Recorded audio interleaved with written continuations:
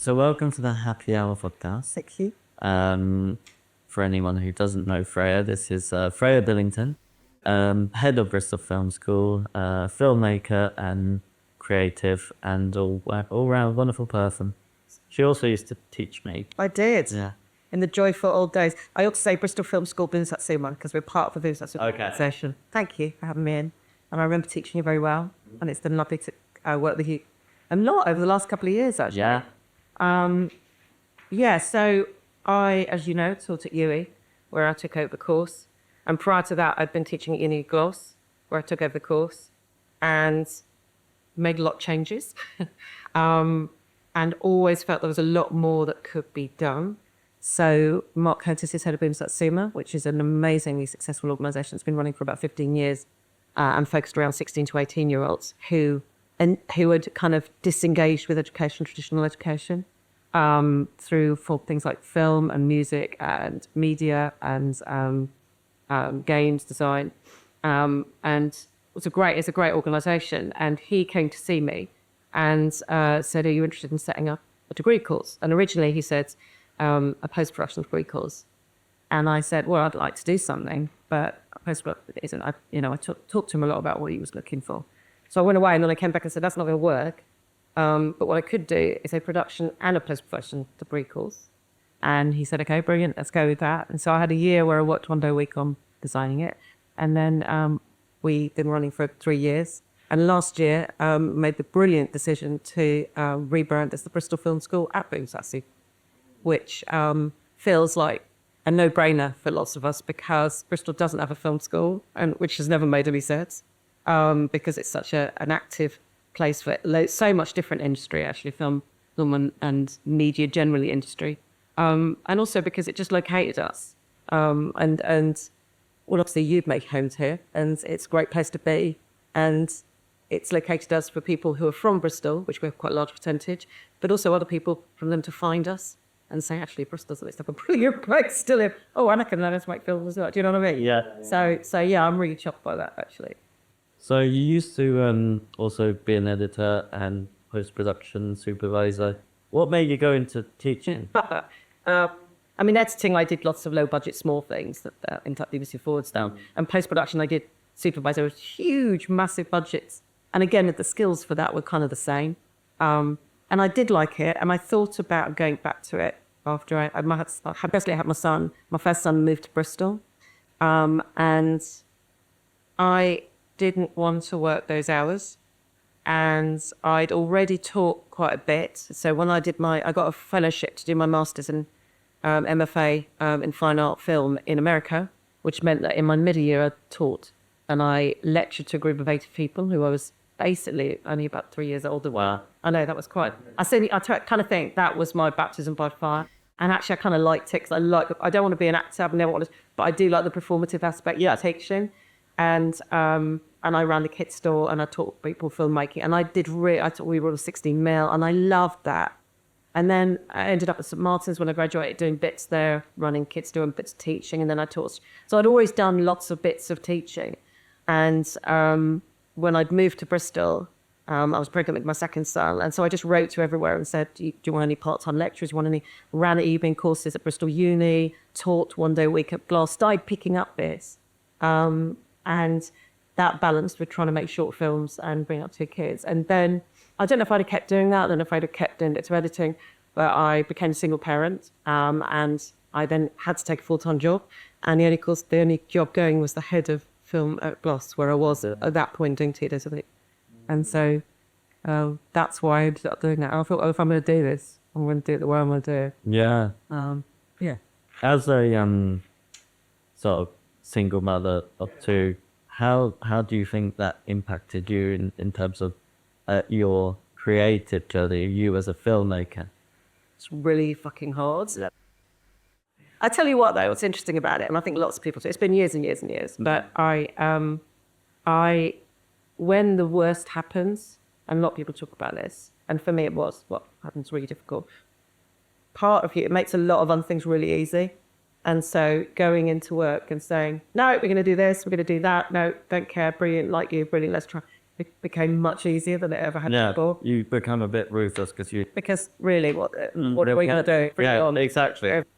And also finding, someone asked us recently, we did a thing for the whole Boomsatsuma organisation about what we think is really important at work. And it was joy. And for me, I said joy and fun. And I really believe that.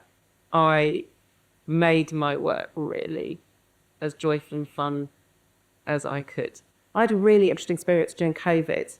And I, like everybody, was trying to teach online, which I absolutely hated. I don't like being at home, sitting on the computer. And I set up a series called Tea at 3 with Madame Fromage, which I just was going to do for a bit, just because I knew people were really struggling, lots of students were really struggling.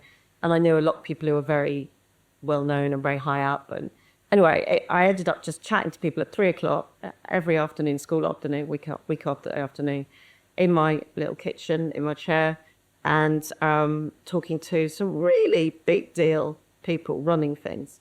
And they were fantastic. People Like it. Can you represent? Yeah, of course. Well, some people I've worked with, Ruth Kelly-Letts is an Oscar BAFTA-winning producer. David Morrissey is an actor I've worked with. Seems to introduce who he is, but I've worked with him in both Lebanon and South Africa on a charity that used to run baptism film as an empowerment tool. Who else? I had, thought my mind's going to be a blank now. I had a cerebral palsist from The Irishman with Scorsese, yeah. Art director from Harry Potter, Sarah Part, who is obviously the biggest kind of craft agent in London. Lisa Marie Russo, head of Dot Society, who I know. Who else? God, I had so many people. How did I get her? Well, I've worked with loads and loads of people over the years. And as you know, like this, if you get on with people, you stay in touch. And also, I think film industry is full of people going, oh, hello, we haven't spoken for 20 years. Do you want to do this? And you go, yeah, no, brilliant, whatever. And so I get on with a lot of people. But also, I think everyone was really bored. It's the truth. So people just put me in touch with other people.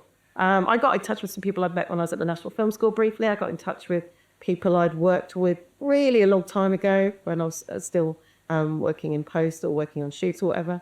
And other people put me in touch with other people. And everyone was really bored. Everyone really enjoyed it. It ended up being, because I was very involved with the National Association of Higher Education and Living Image, the HEA, we ended up broadcasting it, that's not the right word, sharing it, going live to lots of film schools around the UK. And people were just, I had some people who just, I got to know some students in other courses because they joined in every day. Some people just, for them, said it was a really important part of keeping it all going. And I think, why wouldn't people do it? But I said, so the point of this about the teaching, to go back to this, is that all these people were so brilliant and so passionate and so excited. And I didn't feel envious. And that really surprised me. And I thought, actually, I really like what I'm doing. And, I'd made several short films. Some have done well, some haven't. Finally, after 3 years of exhaustion running this school, I'm now starting to shoot something the next month or so in a very low budget, just me way. And I thought, actually, I think a lot of the time you think things are by chance, but actually you make little decisions and you think a lot of things are governed by your situation, not in need of money or but actually I think I actually looked and I've made loads of decisions about where I wanted to be and what I wanted to do and stop worrying about what that's going to mean in 5 years because it's kind of irrelevant. Shit happens. Every single day you'll have one conversation. And I mean this, even if it's a brief one, you'll go, oh, I'm glad I'm doing this. There's a point in it. What's some of the most important skills students should learn when in film school? Well, you could probably answer this as I can. So I should say also you're one of our mentors, for which I'm very grateful. And our final year students each get a mentor and they can talk to that person. They're meant to, they have an official 3 conversations because I also am very realistic about freelance, how much time they have. But a lot of people end up being able to talk more than that. Jobs have come out, but all sorts of things, which is kind of how it should work. But mentors, I think, are great people to basically say that, look, you would have been told the same thing every single semester of your school. And I say it on the open day, which is, if you are just looking now to become a runner, turn up on time, make a decent cup of coffee, smile, and don't be a complete, I won't use the word I used, but I'm going to say dickhead. As okay. Because honestly, that is really all you need to know. Is you want to start working and take those things seriously. Being late, come on, you're just going to be fired. And being somebody who turns up miserable, why would people are tired and people are busy. Why would you want somebody who's really bloody miserable? Decent cup of coffee goes a long way. And the other thing is, I think you don't need to behave badly. I think there are a lot of people that do. You really don't need to be one of them. So just decide you're not going to be. Other than that, I think learn to be tenacious. And we mix it all up. Learn to work with other people and take responsibility when you fuck up. Because you're going to, that's the whole faith thing. I've made epic fails when I was working. One really epic one that haunts me and I tell students about. And responsibility. I did it wrong. I'm so sorry. Well, this is a disaster. It is. And I'm really sorry. What can I do? So take responsibility. Don't assume anything about people. Give them as much chance as you can. Because I think the other thing that people fall into is working with their mates all the time. And you miss people who might not be your type of person, your person. And they're brilliant. Students come and do the course, and then they finish. Yeah. What challenges do they face when they enter the industry? Well, I mean, I think at the moment it's even harder than it has been for a long time. Like, it's always going to be really competitive. They're always going to be up against people who are self-funded. And I think it's important to draw attention to that because, it is an industry that's full of people who come from a financially supported background. And that makes it very, very difficult for a lot of our students are very much the antithesis of that. And so for them to do free jobs, biggest problem I think what they'll manage to do is totally impossible. I'm not hating those people, just say that's the reality. So that's a big problem. Obviously we're going to slow down and that's hit Bristol really hard in terms of financial. And it's also, it's a difficult industry. And I think I often see people start to drop out of 2 years because I think you have to really want it. Yeah, you do. So what we've done to really address that head on is things like mentors, is things like absolutely core key training. So Mark Adams is our head of post. He set up Dogcast Productions, Best Productions 20 years ago, 15 years ago. And was then led that, was teaching at Bath, and he joined us a couple of years ago. And he is teaching our students stuff that nowhere else is. So he's teaching them ASF and delivery. So they can deliver to Netflix, they can do all of these kind of whoever, Apple, the lot. He's teaching them post workflow, like proper pipeline stuff. He's teaching them the Nexus. So he's teaching them all these things that mean when they're going to companies, people are blown away about what they've got that experience. Oh my God, they are way ahead. They know more than the runners that are working at the company now. Yeah.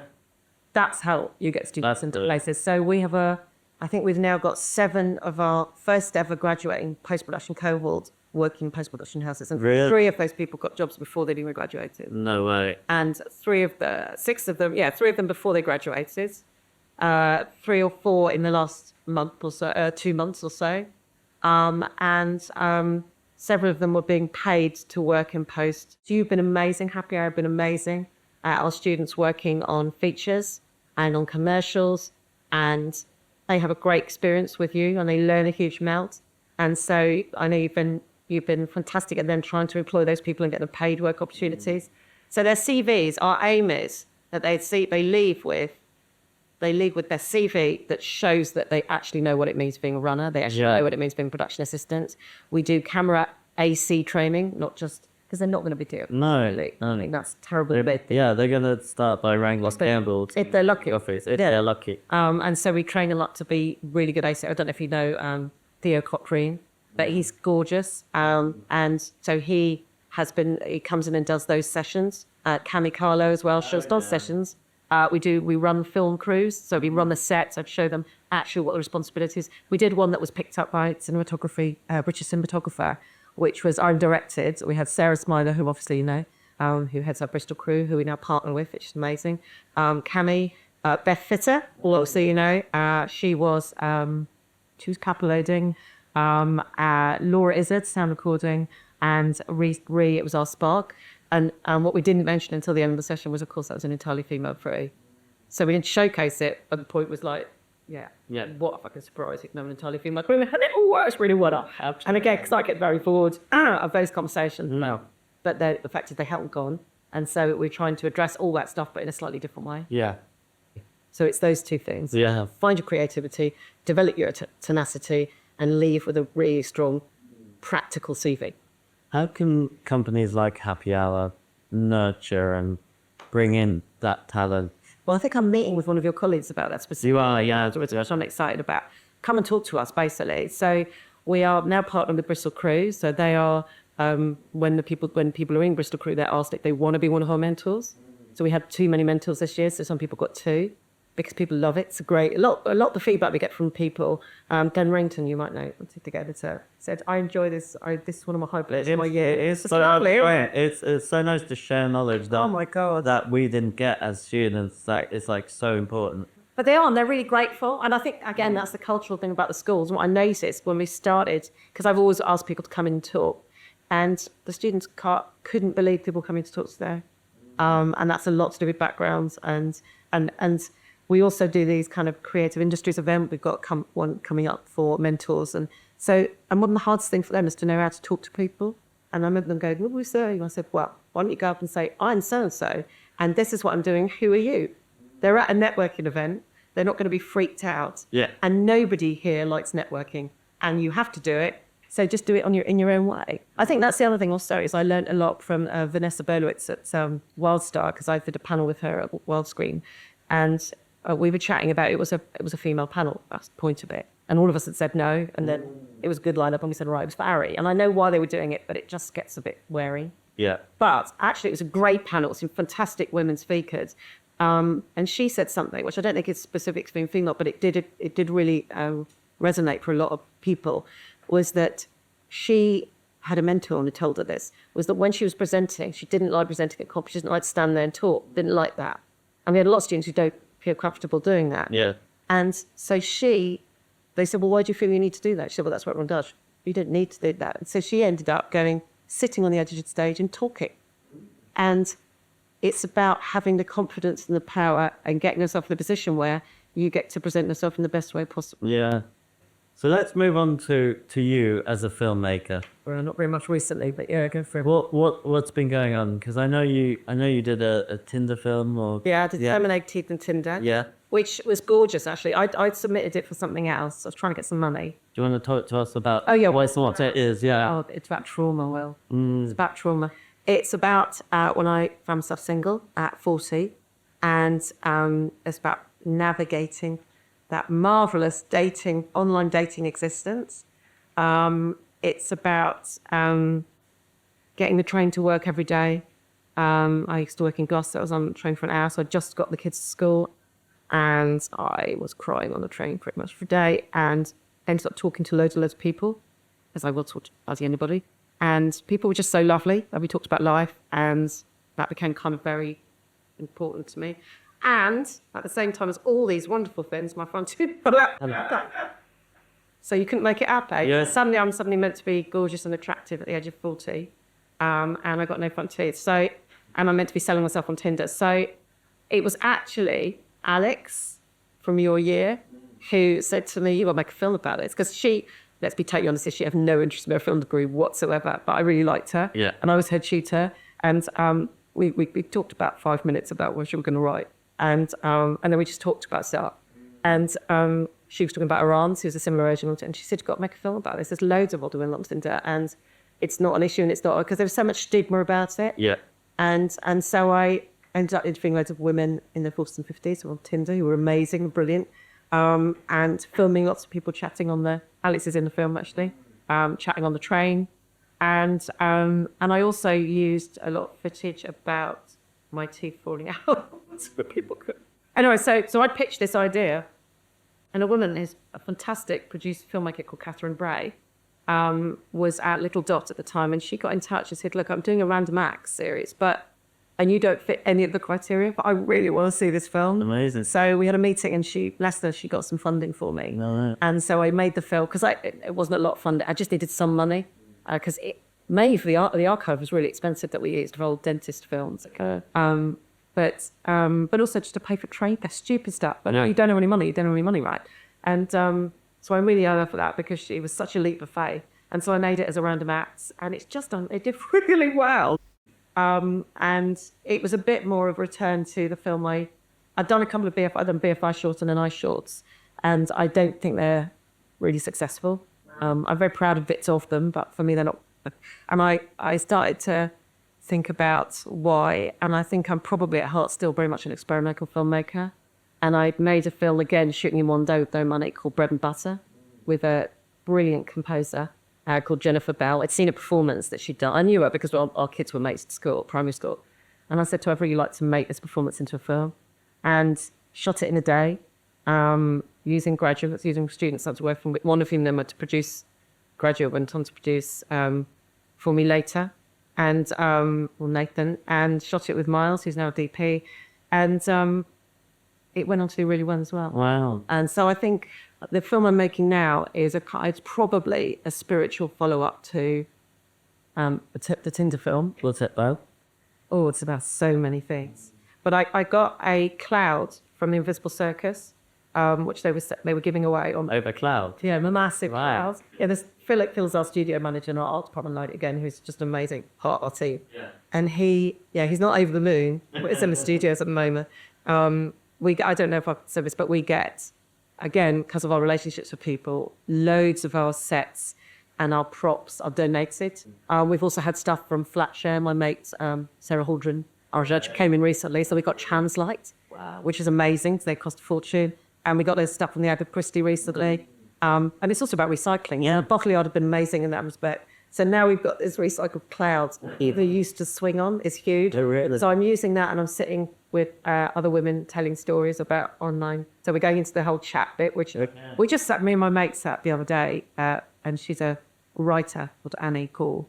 And we were just laughing hysterically at these conversations. And so it's a kind of follow-up in that respect, but there's also all this other stuff that I've shot over years that I'd kind of realised is part of that film. But I'm also I'm going to make this and then try and get money I made a film as part of my final master's film when I was in America, in New York, starring Pedro Pascal. Oh, wow. And Anson Mount, who's now head of Star Trek. Yeah, I know. And Jennifer Restak and Matt Kasny, who are less well known, Matt Semrick. But they were all brilliant. It's called Window Shopping. Again, it's about dating and my preoccupation. It's about when I met my husband, actually. And I've been trying to write as a spiritual sequel to that, which I've written and hasn't worked so far. But my plan is to make another hodgepodge film, which often frees me up to start writing. But I like to work on two things at the same time. Okay. Does that sort of answer that? Yeah. No one to buy. So I'm actually getting really excited and creative, which I haven't been able to get my head into making something. Yeah, it's really exciting feeling creative, and isn't it? You know, It is. life is always like that. It's but ups and downs. And I think also you realise you have this idea that everybody's making films all the time. Yeah. Especially if you you follow lots of people. And actually it's a challenge. Yeah. And it's, making big films, making small films is difficult. And so you make it when you can make it. What do you think about the future of independent filmmaking? Is AI a threat? I mean, everyone likes to talk about AI, but I liked it. I can't engage with it being a threat, 'cause what's the point? I've just been I take students to IDFA, which is a documentary film festival in Amsterdam. Take second years there and the first year's to Berlinale. Because again, you just broaden as many, one, have a really good laugh, but two, you also broaden scope and ideas and opportunity. Anyway, so I was in a doc lab is one of the things I like. This was all about immersive documentary, and there was an AI thing where I was actually to the creator was there, so I was talking to him, the artist. You were interviewed by a machine who kind of insulted you. Oh. And made snipey comments at you. Well, he did to me, he didn't to everybody, he did to a couple of people. And then they would decide how to present you on these other screens. And I was fascinated by it. And that was AI. Wow. And that was an AI construction of how you should be. And it turned me into a Kardashian. No way. My face, but long black hair and a kind of saucy, kind of unlickriffy, yeah. When I said to him, so why is that? And I was in a dystopian landscape, which was also part of the point. It was kind of a critic of Instagram. I got it. And I also thought it was really interesting. But anyway, that was an AI. I've done quite a few of those AI things. I think a lot of Netflix drama looks like it's been written by AI. Yeah. So that would prove it's not a massive threat. Yeah. But who knows? I know through people I talk to that AI is massively embedded in the companies, and it has been for several years without us knowing what it's doing. Yeah. We have no idea. So I'm talking about the really big studios, but I can't quite. I mean, I thought there's so many other things to worry about. I mean, I think AI is the least of our bloody chimers. So I don't know. Future independent filmmaking, I think it's so important. I think it's so important, and it's. I know there are all these schemes, but there are less and less schemes. Yeah, what I found, being a graduate, I wanted to make films, but there weren't enough places to get money from it. And at the end of the day, you need a job, and then you sort of need a full-time job to be able to live these days. Yeah. There is no time, and there is no money for filmmaking. And I think, independent filmmakers do not make a lot of money. Mark Jenkins is a great example of a fantastic film that made Bates, and he's teaching, obviously. And, I think you'll find a lot of really independent filmmakers have had to do commercial work to make money. There's quite a few producers I know in Bristol who are just wonderful filmmakers, but obviously have to mix what they're doing with earning reasonable money doing more commercial-based work. No. So yeah, I don't know. I think, compared to back in the day, but when it was all 16 mil and you had to pay for processing and you had to wait, in theory, it should be so much cheaper. It should be, yeah. But I don't. You know why also is this is what gets really hard, and you'll know this, is I'm really happy for our students to do unpaid work experience because I see that as part of their education. I also don't think that's going away in the industry. So rather than say, it's outrageous, we won't support it, any opportunities I can get for students, not ideal, but fine. I really do. They can't do that when they graduate, which is again why I get them to do as much of it as possible. And I hate the fact that I have to ask people to work me for favours. I ask students, that's fine. I try and pay people even if it's a really minimal amount. I hate being that part of that culture, but I'm not sneakily going home and playing my gold. I don't have that money. And so I think working with students is beneficial for them. Working with colleagues, we really like working together. So there are people who know your situation and want to work with you. I don't think that's exploitative. Dean Humphreys, who's mixed all my films, does Taken and God knows what else. And I give them something like 50 quid or 100 quid. Yeah. But he is just lovely. He's great what he does. And he's also really, really enjoys doing it. I don't know quite what else he'd do it. Yeah. So there's a lot of people who I think are happy to give you their time. And that's a really gorgeous thing.